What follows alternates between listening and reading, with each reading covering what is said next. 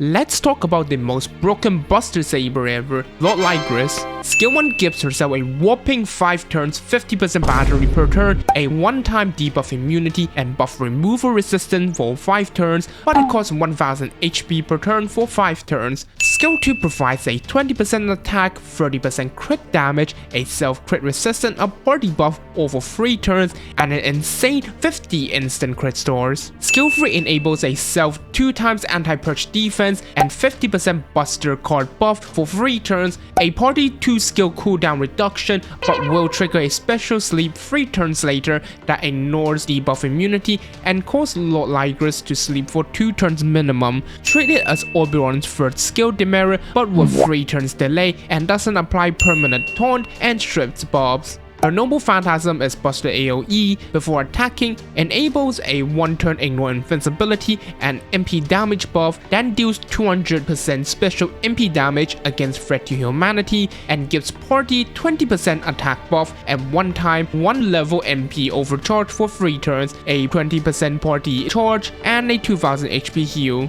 Lord Logres is a highly versatile saber who pivots between 4 distinct roles. Skill 1's 50% passive gain and MP's 20% party charge creates a 70% MP refund per turn, which allows MP looping even in non-optimum setup. Being able to ignore invincibility in Noble Phantasm while having skill 1's buff removal resistance and debuff immunity with skill 3 self anti-perch defense and MP's party heal allows her to bypass most bosses' gimmicks while keeping high survivability. Her 3 Buster card deck combines with 50 crit star bomb allows her to pivot from AoE MP damage to massive single target crit damage Servant, providing a backup option for high HP boss in 90++ nodes where MP alone usually fails. She is also top tier when it comes to multi-DPS setup. Between her skills and MP, she provides a total of 40% attack, 30% crit damage, 20% MP battery, -2 skill CD, and OC scaling to the entire party.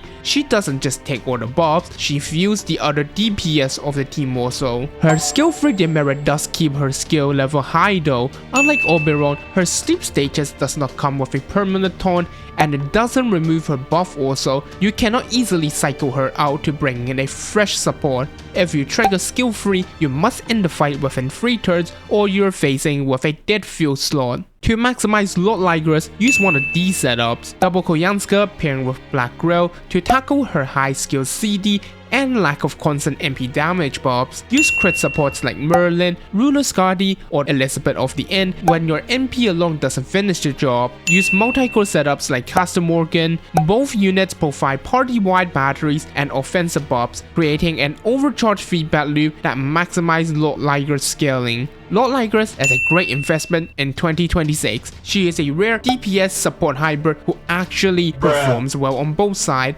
NP1 is a powerful utility tool for challenge quests and multi-core setups. However, for consistent 90++ farming, NP2 is mandatory to hit the neutral damage requirements. Her skill 3 sleep makes her a high skill unit, but her infinite looping makes her the most self-sufficient saber in the game. If you have the quads, she is a must pull. That's the breakdown for Lord Logres. If you want more concise guide or breakdown, do subscribe to the channel. I'll cover the New Year campaign at the same speed. Good luck with your rolls, and I'll see you in the next one.